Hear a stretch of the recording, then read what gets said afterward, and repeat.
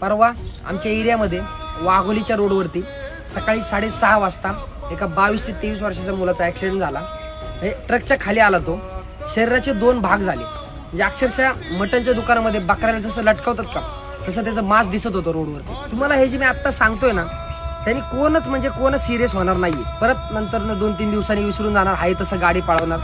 तुम्ही अक्षरशः तिथं पाहिजे होते, मग तुमचे डोळे उघडले असते. त्या मुलाचा तसा मृतदेह बघून काय वाटत असेल त्या आई वडिलांना.